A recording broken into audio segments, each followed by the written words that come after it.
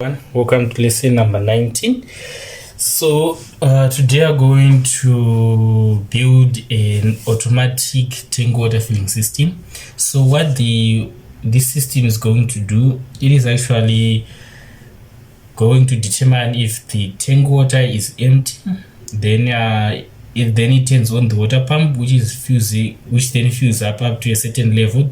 Then the water pump switches off on its own without anyone monitoring it. So we are going to use a 5 volts water pump as the actuator, this one with the tip here. We are also going to use this moisture sensor in order to determine the level of the water. The pump status is on or off depending on the value of the moisture sensor. So for this sensor, it is suitable best for using an automatic irrigation system. The concept is just the same. The only difference is the part where you'll be dipping this in the sand so that it reads the moisture of the sand. In this situation, I'm just using it as a tank, but if you dip it in the sand, the result will be the same. Okay, let's get started. So on our apparatus here, we have this, the 5 volts water pump. This is just a pipe, just a simple pipe end. Then we also have the moisture sensor is not just connected yet. Then the water pump, this one, which is currently pinned on our breadboard. Then the Arduino board, of course, and some jumper cables. Okay, so now let's finish up our connection. So we are going to have the positive side of our pump connected to pin number 5 on our Arduino. Then this one is in the negative rail strip, so this one is ground to this ground. So now I'm going to connect the moisture sensor. So for the moisture sensor, the black wire is going to be ground, and the red pin, this is going to receive the 5 volts input from our Arduino. And finally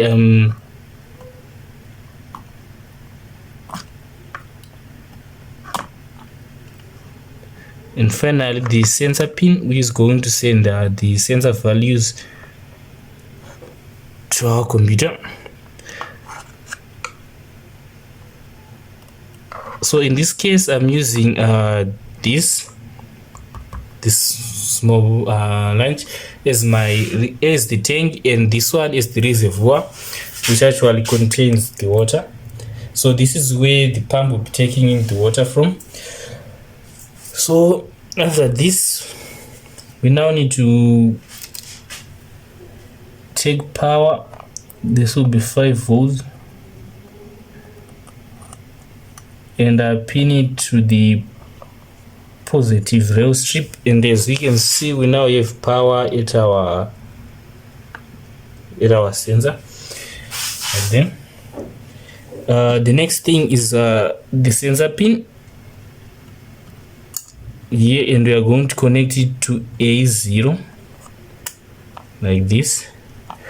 So now everything is up hooked, and next step, we are going to dip our pump into the reservoir with water, and the outlet in our tank.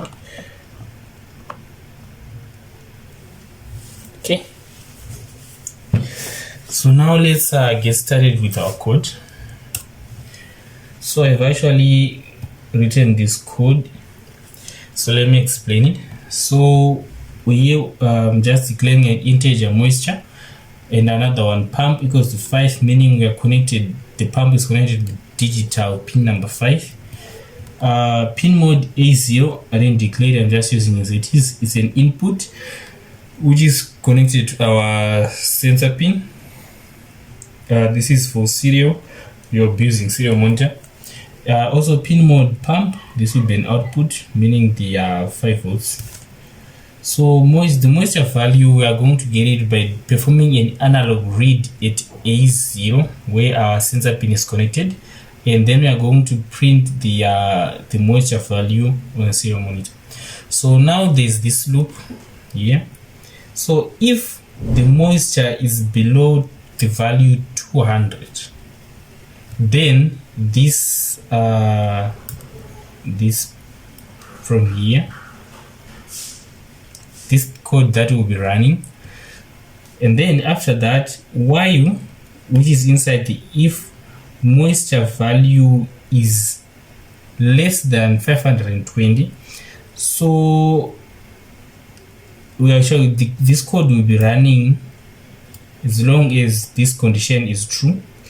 So the pump is going to be high, which means the pump is going to be on, putting in water. Then we will keep on reading the moisture from A0 and also printing the moisture. So the moment the moisture gets above this, it means that our tank is now full, so it stops. And here this code now runs digital write pump low. This switches off the pump, a delay of a second, and the system repeats. Okay, so now I'm going to upload the code, but before I do that, let me just put a delay of 2 seconds. That. So yeah, this is okay. So I think I need it here. No, I don't need it under it. There is okay.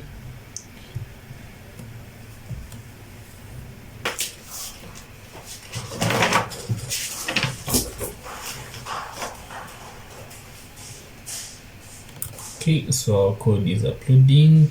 Done uploading. Let's open the serial monitor.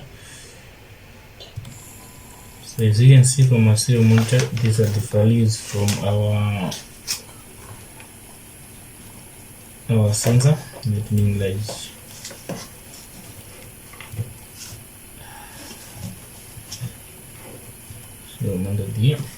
So as you can see, our pump is still filling the tank. So what we need to do in this project is see, as we go to 520, our pump is actually stopped pumping, which means the tank will be full. So in the situation where we raise this, meaning the water level would be empty, our pump, as you can see, will start filling again. And the moment I put it back in order, it will stop. So that is all for this project. Thank you.